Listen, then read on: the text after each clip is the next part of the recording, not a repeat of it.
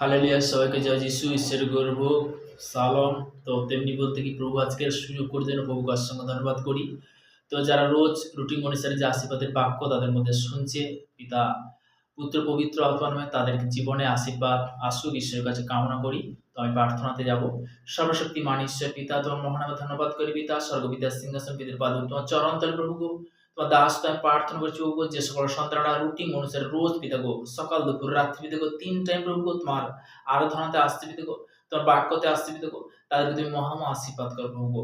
প্রভু গো, সর্বদাই তোমার কাছে নম্রতা আছে প্রভু গো, আমরা পাপী প্রভু গো, আমাদের সেই পাপ থেকে পরিত্রাণ করো প্রভু গো। তোমার বাক্যে বলেছি পিতা গো, যাচ্ছ করে তুমি অনশন করবে, বেদের আঘাত করো তোমাদের উপর, তোমার বিশ্বাস পিতা গো। পিতা তোমার আর বাক্য বলেছি পিতা গো, যিশায়া তার ৫৯ অধ্যায় ১ পদে বলেছো, দেখো সদর্ভ হস্ত এমন খাটো নয় যে তিনি পরিত্রাণ করিতে পারে না, তার কান এমন ভারী নয় তিনি কি শুনিতে পান না।